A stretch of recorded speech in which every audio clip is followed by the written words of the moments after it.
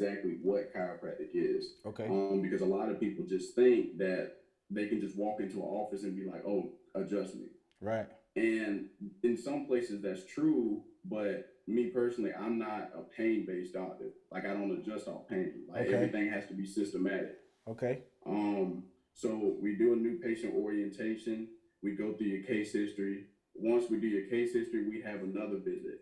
And that next visit, that's when we do like your physical exams. Gotcha. And then we'll actually examine your spine to make sure like you're not having any problems as far as like ranges of motion and stuff like that. That may dictate like, oh, this person may need x-rays, Gotcha. you know? Yeah. And if you need x-rays, that's a whole nother story because now it's a little bit more prolonged because I don't want to touch you if you have, you know, like degenerative problems. Right. Yeah. So you go through all of that, and once you get the clear like from x-rays and stuff, like I'll do leg checks, like we do leg checks. Okay. Like what most people will find is that their legs are actually off balance. Yeah. Most people find that. After that, play me some pimping, man. This the coldest podcast you'll ever hear. The way we coming with it, people witnessing greatness. Be a part of the journey. I would say it's perfect timing, but it's God's timing. We locked in the time capsule with this one. We got timeless topics. Guess what? I'm your mother's favorite host. Your little brother's OG. I go by the name of Armand Lindsay, but the neighborhood call me Big Pig. I want to welcome y'all to Big Boss Talk, Season 2, The Rebirth. Let's ride, and welcome to a Black Man Thing.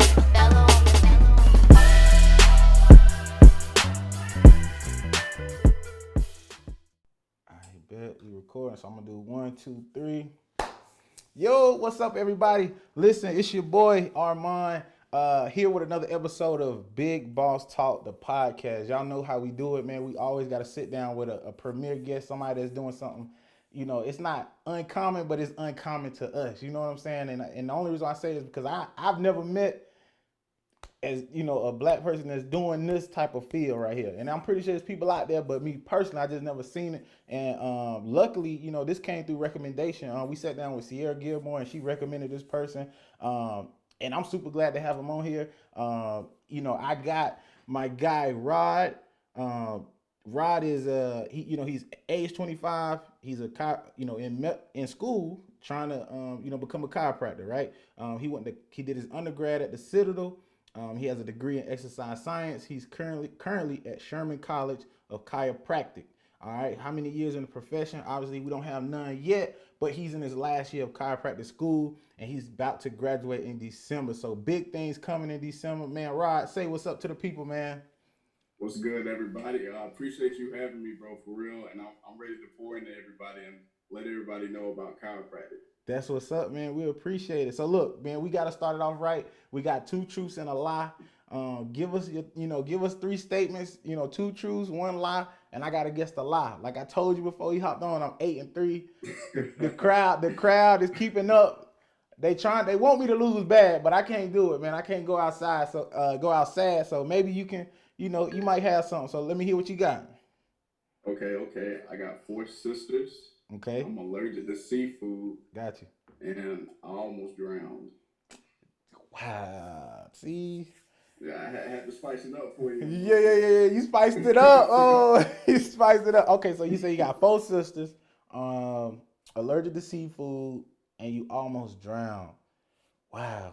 Okay, so this is crazy, right? So I'm not allergic to seafood. I'm allergic to shellfish. So this is where I get kind of, confused because you could be allergic to seafood, right, but it might be a certain type of seafood. You see what I'm saying? Then you almost drown. Like, I don't want to fall into the black stereotype of like black people can't swim, but it's hard for me to believe you can't swim. Only because when you went to the Citadel, and I feel like, I don't know, bro. I don't know if they had y'all doing like, aquatic stuff like that, but dang. And you got 4 sisters. Man, I don't think you would make that up, man. You got 4 sisters. Okay. You look like a big brother. Look like a big brother. Look like a good big brother, man. So 4 sisters. Man, I'm gonna say allergic to seafood is the lie. Okay. Yeah, you good. Yeah. Jump with it. Okay. So look, so you allergic to seafood for real? Like just all seafood? Just shrimp, honestly. Just Like shrimp? shellfish. I try to stay away from it though. Okay, me too. I'm allergic to that shellfish, man. So I can't mess with it. Okay, cool. And then you almost drowned. That's a fact. Oh yeah, What happened? man.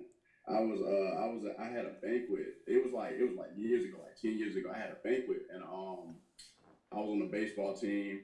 We get there. This is my first time ever going to like a Rice's pool party. Yeah. So I see all these kids. You know, we at a friend's house. I see all these kids running into the water. Right. I'm like, shoot. I said, I don't know if I know how to swim, but I was like, I see them jumping in, coming right back up. I said, I'm about to do the same. Right. I jump in. I ain't come back up. I said, oh, wait a minute. He said, oh, wait a minute. I'm like, wait a minute. Man, that's crazy. Okay, got you. Man, that's not good. No bueno, man. But so cool. We're gonna hop right into it, man. First things first, man. Your undergrad. Let's talk about that, man. So first of all, where you from?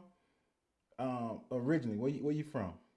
So I'm from a small town called 96, South Carolina. Man, I've heard of that. A lot of people hear about it, but they don't really know about it. You know. Yeah. You know what Greenwood, South Carolina is? Yes. Yeah, I'm literally right next to Greenwood, Carolina. Man, that is crazy. I played ball with a dude that was from 96. His name was Prater, I think. He tall. I know exactly who you're talking about. Yeah, bro, tall. He only played for like a semester, I think, and then he left. But he told me he was from 96. I was like, man, I ain't never heard of a place called 96. Like, what is that? Like he gotta be trash. Yeah, nah, I ain't gonna say that.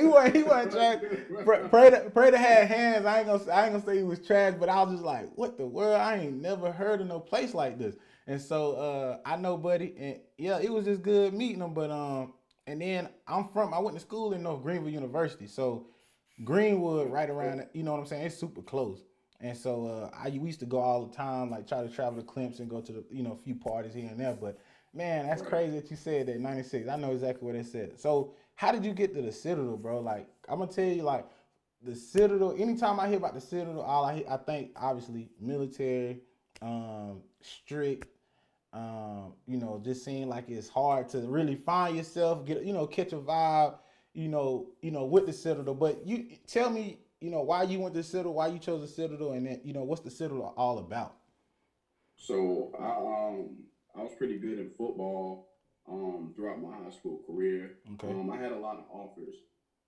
But since I was younger, man, my mom would always talk to me about the Citadel and stuff, and I didn't know nothing about it because, when you play ball, you're not thinking about no military school. Like if it ain't like super big D1, if you ain't hear about it, you're not really paying no attention to it. Right. So as I got older, I was playing ball in high school, but I was like, I got to think like, I might not make it pro. Like that's always a possibility. So I said I need something to kind of fall back on. For sure. Not that I was, thinking that I could make pro, but you gotta be smart about things. Yep. So yeah, bro. My senior year, I ended up playing in the Shrine Bowl in South Carolina. And yeah, man, I honestly just chose the Citadel just because, like, that's where my mom always wanted me to go. Okay. And when I got there, I was like, man, this probably ain't for me. But the coaches, like, they were so consistent. Yeah. Like, they were so consistent with calling every week and stuff. I said, okay. I said, they won't be here this bad. I said, okay, they're gonna make sure I'm straight. So I was like, yeah, let me get there. Yeah.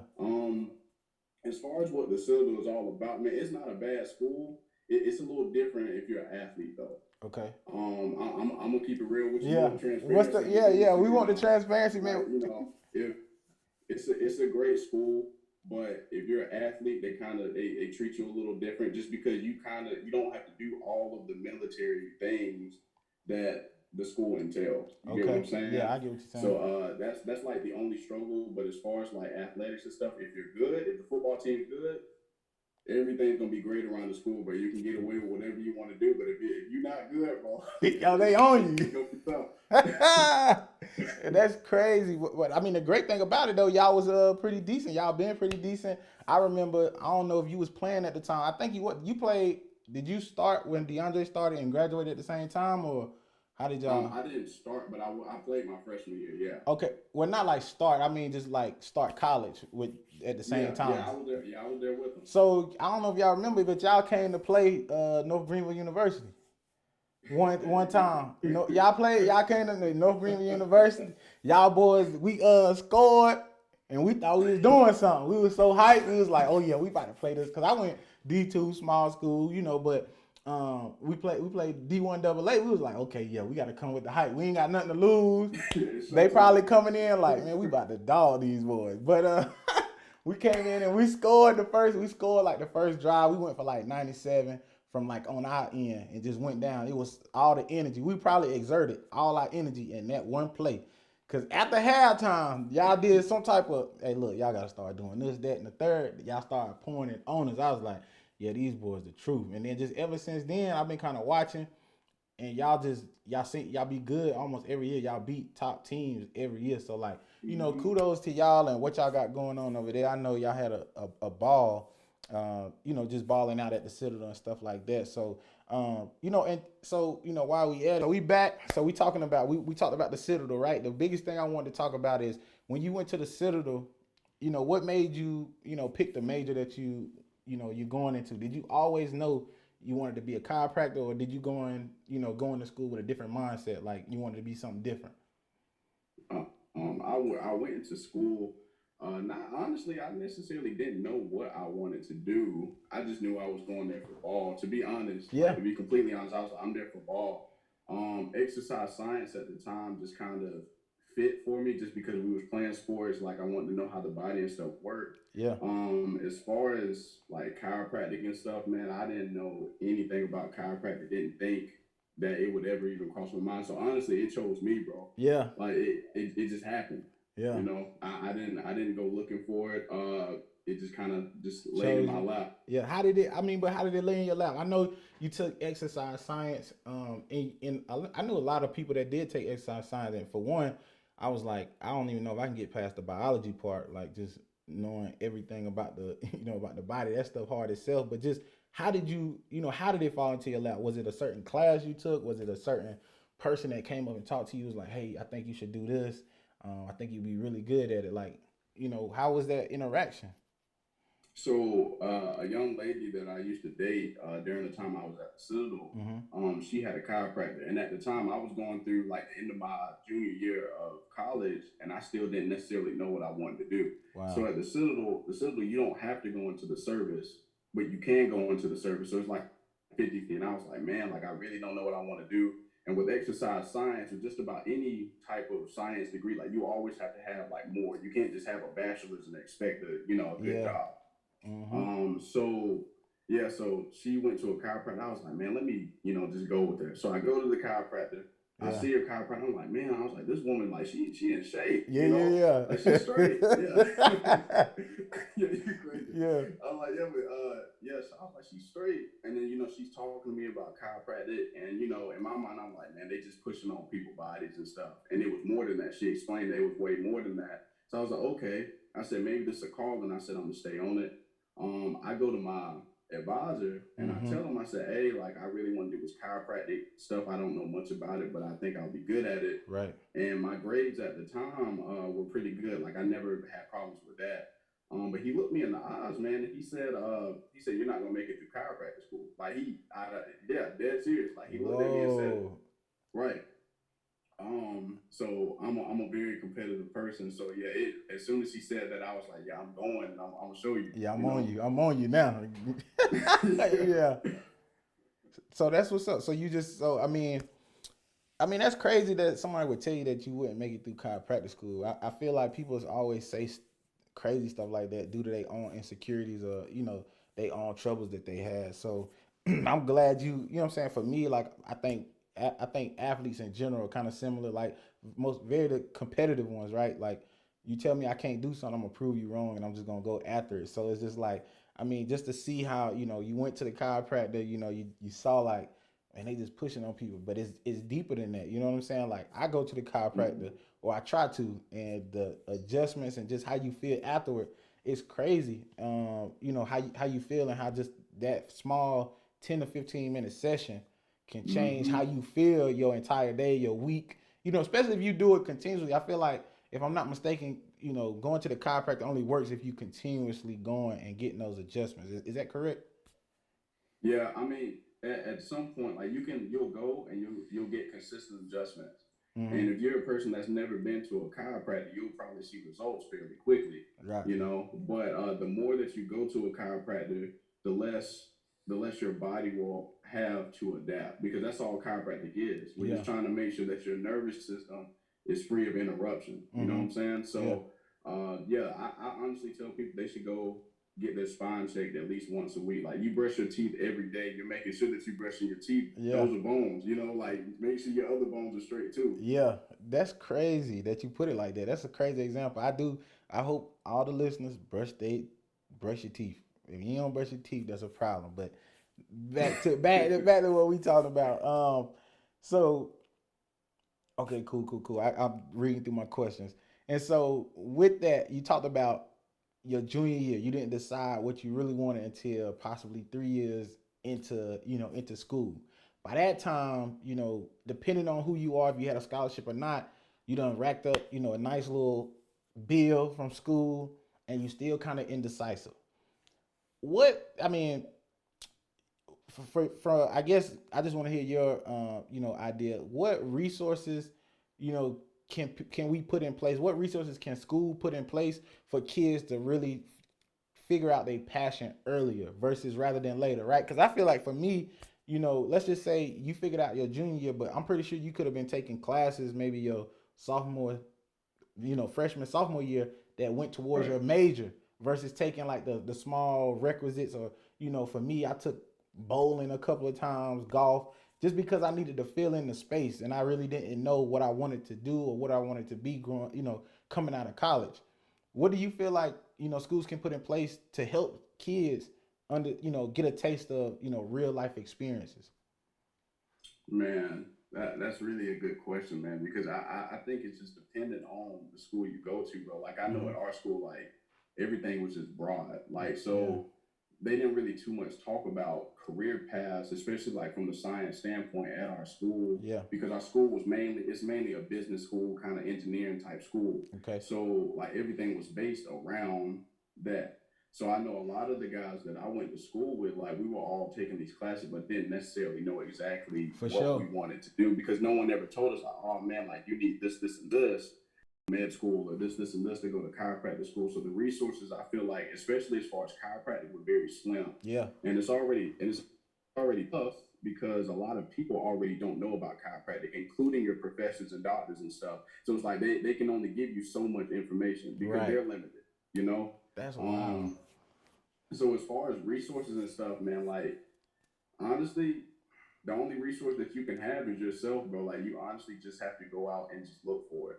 Man. Because if you're waiting on advisors and stuff to give you the right resources, you'll be waiting all your life, bro. Like, you just gotta go and find it. Yeah, man, that's wild. I mean, I get what you're saying, and I feel like that's all a part of the game of how you become successful, right? There's no handouts. There's, things aren't gonna be handed to you. But I just feel like there could be something, better in place to.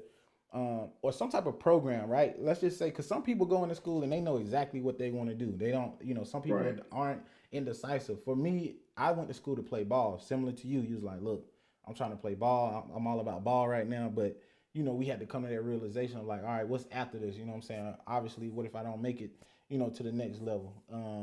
What's after that? But it's, it's regular people that don't have the opportunity to get scholarships, and they're spending their hard dollar trying to figure out what they want to be. So I always ask, my guests just what they think, we could put in place as far as like resources to be able to help kids. Because I mean, it'd be great if somebody like yourself could pop into a school or, chiropractors popping, to different colleges and say, look, it's more than just what y'all think. It's really because somebody could have a passion for it and they just don't even know it. They gonna waste time and you don't even know it. So, I mean, that's pretty cool. So tell me about medical school, man. So I know, with medical school, what are you trying to achieve? Chiropractic school, what are you trying to achieve right now? You just trying to achieve the degree that certifies you to be able to do chiropractic work? Like, What is that? That's what that is? Yeah. Okay, cool. So go ahead. What you was about to say? So with chiropractic, what a lot of people don't know is like chiropractors are actual doctors. Right. There's a lot of ramifications that go with that, and that goes back to like history and stuff, and that's a long conversation. Got you. As far as like what you need, like you definitely need a doctorate of chiropractic degree. Okay. But what they don't tell you is before you get to school, like you can't practice until you pass your board. So we have 4 boards that we have to take. You got part 1, 2, 3, and 4. Dang. They're very rigorous tests, and then on top of that, you also have to take PT boards, your physical therapy boards. Yeah. Because if you don't pass the physical therapy session, you can't tell people like, hey, like I know you're sore, you need to go home and like, ice your back or something. You can't do that. Right. So like I said, it goes back, like it's a lot of history between like the chiropractic profession and the medical profession that, like I said, that's a whole nother conversation. But those are the basics. You just, honestly, you have 3.5 years of school that you take. We have a lot of chiropractic schools, but some are different than others. Okay. As far as like the class load, like clinic, health center type stuff. Mm-hmm. But for the most part, those are the basic things that you'll need in order to be able to practice. Awesome. So when you in school, do they give you opportunity to practice on, like a live person? Like when did you, reach that level? Because obviously it's different from reading in the books. You got to actually start doing it. I talked to a young lady. She's trying to be a OBGYN. She talks about how many rotations she had to do, and she's dealing with patients. So I'm pretty sure that, you being in school trying to be a chiropractor, you have to actually physically practice. When did that come? When did that come about? And were you nervous at first? Like, cause I see the videos when I be like, oh nah, he gonna break my neck. You know what I'm saying? But tell me how that went. Were you nervous at first and everything like that? Would I say nervous? I wouldn't say nervous. Okay. I wouldn't say nervous. A little anxious just because like you go through our program and the first so we're in the quarterly program. Okay. So we go through like the first 6 to maybe like 8 quarters, and you're not really adjusting anybody. Okay. So that whole time you're doing nothing but palpating is what we call it. Like you're just basically like feeling people's spines, like looking for certain things. Okay. Learning how to do the actual setups for basically a whole like 1.5 years, almost 2 years. You're not doing nothing to nobody. Gotcha. And then for us specifically at Sherman, I know you get in the clinic and they kind of throw you into the fire. It's like, okay, like now you got to put everything that you learned, you got to put that to use. We're going to give you the free reign. And when you first adjust people at Sherman, like you have a reciprocal. So say me and you are in the same quarter. Right. I'm your reciprocal, you're mine. So like we work on each other. Like I do patient management reports on you and all that type of stuff and vice versa. And then at some point your analysis and stuff will prove that, okay, you can adjust me. Okay. It's not like how you would think it is. Like, cause you thinking you can just go ahead and just adjust this person. It's like, no, like you're adjusting and you got like all of these case doctors watching you. Okay. Like they're watching you and just critiquing you, making sure you're doing what you need to do. And some people say some people say stuff, and it's good. And it's good because like it's feedback. Right. Others, they don't say a word, and it's like, man, like did I do something right? Like it's a mind. It's kind of a mind game. Yeah. So my first adjustment at school, it went pretty well. It's just different though. It's different from when you're not touching anybody, not adjusting, and then you go straight from, okay, now everybody's watching you adjust. Right. And it's not just the doctors, it's the other students as well, because they're like, oh, can he adjust? Yeah. It sounds like a little competitive factor. It's like, man, can he adjust? He know what he been doing. You know what I'm saying? So, right. Okay. So break it down to me like this. I'm intrigued, bro, because I know nothing. This is my first time, like I said, talking to somebody that wants to be a chiropractor and really is going all in, and after they graduate is going to be a full-on chiropractor that looks like us. You know what I'm saying? So, right. What? Let's just say if I walked into your office and I was like, man, I'm looking to get adjusted. What is the first thing that you're gonna do, and what's the first thing that you're gonna look for as far as like how do you know where to start? How do you know what I'm saying? Like where do you start, and how do you come to that thought process? So the first, like you come into my office and you say you want to get adjusted, the first thing I'm gonna say is, we got to fill out this paperwork, you know? Liability. I got you. We'll fill out some paperwork, man, and then like on that first day, I'll give you like what we call like a new patient orientation, basically like explaining to you exactly what chiropractic is. Okay. Because a lot of people just think that they can just walk into an office and be like, "Oh, adjust me." Right. And in some places that's true, but me personally, I'm not a pain-based doctor. Like I don't adjust off pain. Like everything has to be systematic. Okay. So we do a new patient orientation. We go through your case history. Once we do your case history, we have another visit. And that next visit, that's when we do like your physical exams. Gotcha. And then we'll actually examine your spine to make sure like you're not having any problems as far as like ranges of motion and stuff like that. That may dictate like, oh, this person may need x-rays, Gotcha. you know? Yeah. And if you need x-rays, that's a whole nother story because now it's a little bit more prolonged because I don't want to touch you if you have, you know, like degenerative problems. Right. Yeah. So you go through all of that, and once you get the clear, like from x-rays and stuff, like I'll do leg checks, like we do leg checks. Okay. Like what most people will find is that their legs are actually off balance. Yeah. Most people find that. After that, I'll check your spine, and that'll be it. The second time you come in, I'll check your spine again, and then if everything lines up from the previous time, okay, let's get adjusted. But like it's a systematic approach. I was never one to believe in like, oh, like just come on in, like you hurting here, let me adjust you here, because that you're not helping nobody. Okay. In my opinion. Got you. Man, it's crazy that you say that, right? So I'm pretty sure you know of the joint. The chain spot. Yeah, see, look, he said he knew what I was about to say. So I go into the joint, right? So where I'm working at the time, because I did a little bit of time in retail before I went to more of like a 9-to-5 type of job with corporate America. But I was in retail. My coworker was like, man, you gotta go to the joint. You gotta get adjusted. Because I've always, just with sports, being a bigger guy, I always kind of had problems like with I ain't gonna say always, but it's like when I stopped playing ball and I stopped working out constantly, my back just kind of started to, mess up on me. My lower back was hurting. I know it deals with, playing sports. It's like I got to stretch more. You know what I'm saying? I got to get my quads right that affect my back. So, but I walk into the joint and they just like, all right, sign this paperwork. Choo, choo, choo. Cool. They take me to the back. Boss man lined me up. He said, okay, your feet like this. You know what I'm saying? He said, my feet was off the line. He's like, okay, cool. What do you see most of your pain? I was like, lower back. He was like, okay, cool. So what we're going to do is we're going to do a little adjustment. I'm going to start at the neck, then we're going to work our way down. So then he just went in there and just started boom, boom, boom, boom, boom. You know what I'm saying? But the way you talk about it, it seems like when you talk about chiropractic work, it's more serious to you. Like, I'm not trying to adjust, like you said, I'm not trying to adjust off your pain. I'm really trying to make sure that the work that we do in this office is going to lead for long-term satisfaction or long-term results.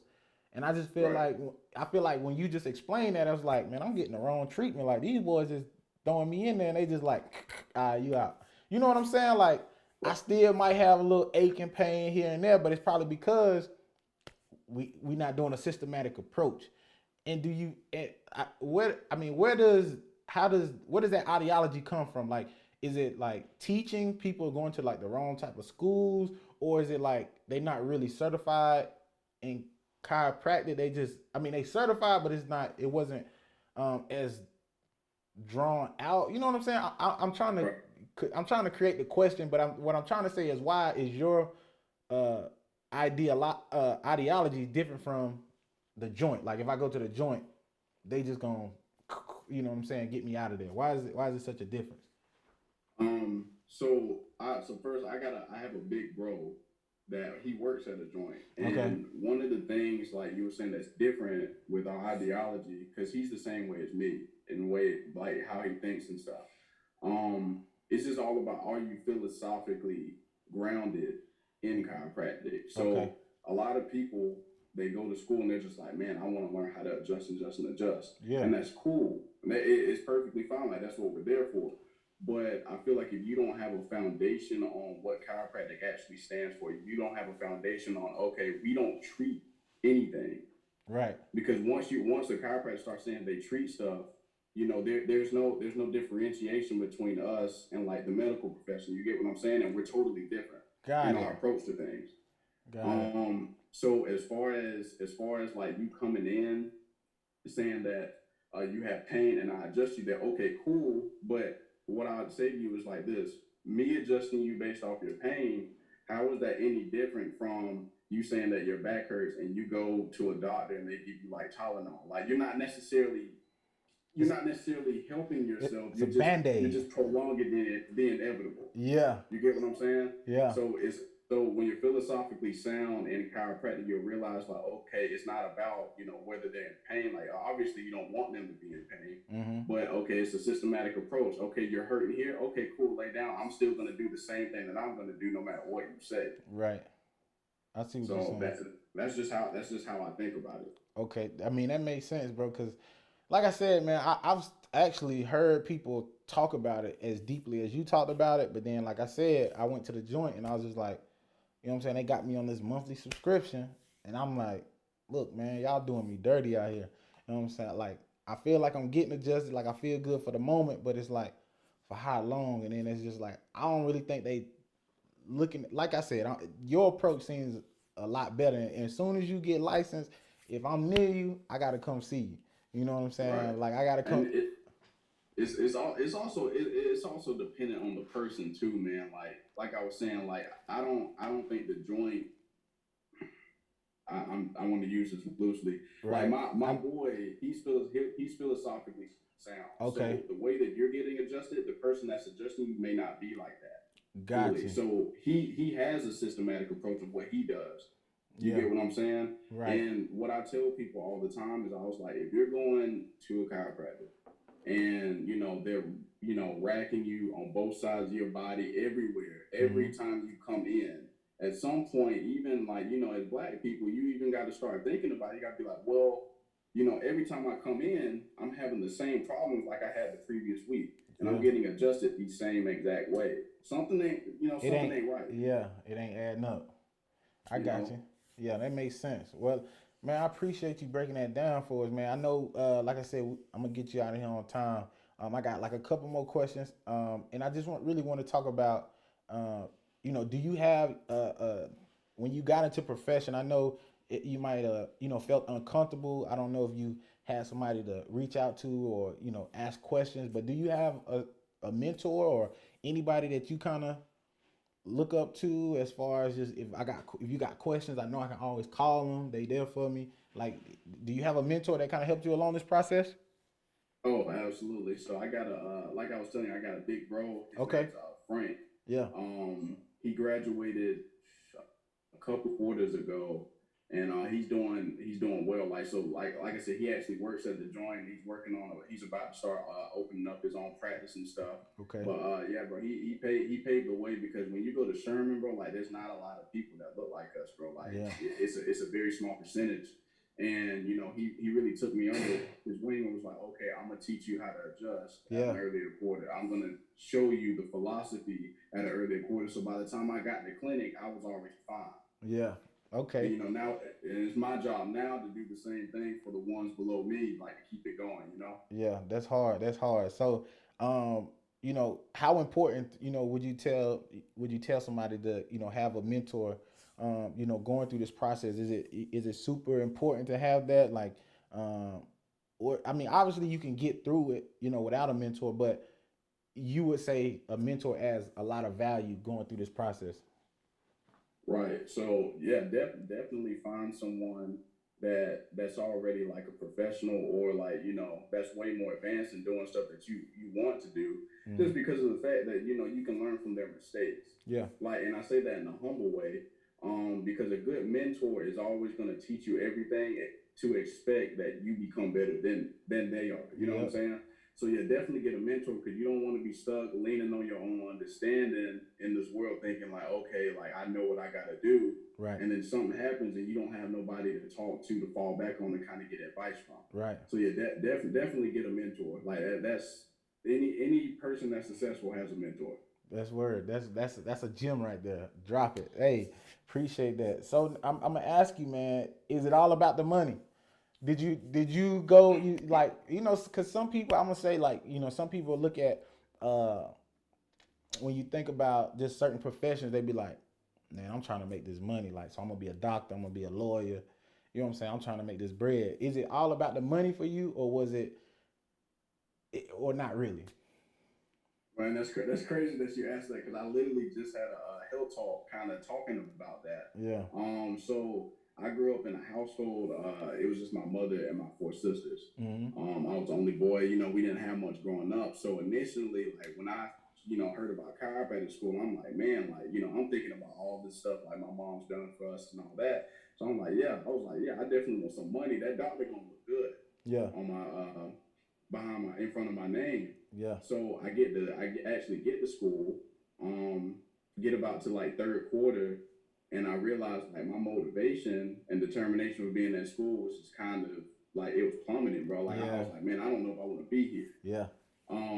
And it was because I was money driven. You know what I'm saying? Like when you start choosing a career path just for money, bro, you'll never be satisfied. Yeah. And I had to learn that the hard way. So I really had to rewire my mind the way I was thinking. Now, don't get me wrong. There's nothing wrong with making good money, but your intent behind the money is everything. Yep. So yeah, instead of being trying to be the richest chiropractor, I want to be the best care provider that I can be. The money will come. I know God got me. You know what I'm saying? So I'm not worried about the external things. Bro, that's hard, man. So I only ask because I believe, for me, like, not really having much, growing up, right? I ain't gonna say I was, dirt poor, but, my mama had 2 kids, working double jobs. So, we didn't have everything that everybody else had. And so, that was normal for us. But I always knew that I was like, man, I got to have some money in my pocket, because I remember the times where I used to want, the new PS4, not the PS, at the time it was like PS2. I remember I wanted I wanted the PSP, and I wanted the games to go with it, but mama was like, nah, I can't get it this year. You know what I'm saying? Or I wanted the new shoes. So I was like, I'm gonna always find a way to get my own money. So that's why I always started, I started selling candy at a young age, and I started working at a young age. And I was just always like, I'm driven because I don't want to never have to tell myself that I can't get something. You know what I'm saying? Because if I want it, I'm gonna get it. But every time as I got older and I started to try to find careers, I'm like, money. You know what I'm saying? I'm looking for the big money. And after a while, you just get, because it's so many ways to make money, you're not really motivated in what you're doing and your passion. So like when you said that, I was like, bro, he hit the nail right on the coffin, just because like I done seen myself doing plenty of jobs when I'm like, man, I thought this was gonna be better than this, but I was in it for the wrong reasons. And so I feel like me now, when I started the podcast in 2019, I had a pure reason on why I really wanted to start it, just to be able to help. And and if somebody hear my voice or hear somebody else's voice and they can learn something and get over it, you know what I'm saying? They can, whatever. Right. And they can just feel like they're not alone. You know what I'm saying? Because it's probably a lot of times where you think like, dang, I'm probably the only one going through something, but you really not. And so that was kind of the reason. So I'm glad you hit on that, just to talk about that, but the money part, bro. And so I guess the last thing I want to ask, bro, is what's your favorite thing about getting ready to be in your profession? Let's just say, because we just already gonna speak it, because you about to graduate in December, so you can be a chiropractor. What's the best thing about being a chiropractor that you fully enjoy every single day? Yeah, I honestly, bro, like, because I'm only 25, I'm young, still. I really enjoy the impact, bro. Yeah. Just to be a care provider and be able to listen to people's stories when they come into the office and stuff, and you're just hearing them. Like, a lot of people go through a lot of crazy stuff, man, and you're just like, man, like, they're putting their life in my hand, essentially. So yeah, just to have an impact on people's lives, bro, and knowing that when I get out into the community, I'm gonna be able to affect many more lives outside of what I'm even doing right now. And that's what I look forward to the most, bro. Just honestly, like, impact. Like, I want to leave this world, with people remembering me, and my name and my legacy and stuff, Yeah, man, that's crazy, bro. I'm motivated now. I need to go, do something, man. But I appreciate you, man, for taking the time out to really talk with me and sit down. A complete stranger, by the way. But now we good. We locked in though. You know what I'm saying? We locked in now. So whatever the case may be, if I see him, I'm like, what's up, my guy? You know what I'm saying? So we locked in. You know, dudes, we connect easy like that. So it just be like, you know, and we could tell, you know, good energy, good vibes, good people. So, and you can't, you know, Sierra, I know Sierra good people, and then I know she married into, you know, with good people. So, you know, y'all just like you know, we connected.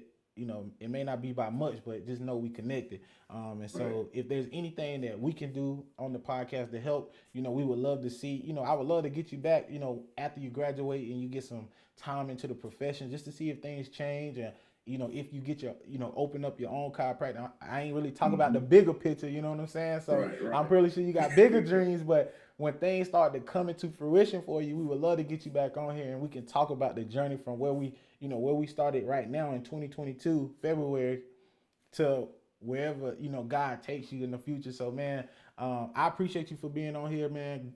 Best of luck to you, man. We wish you well from the show. Only thing I got to ask is I need a recommendation. The same way Sierra recommended you, I need a recommendation for a guest that I can sit down with that you think is super dope, that can, you know, that can fit the mold of what we got going on Big Boss Talk.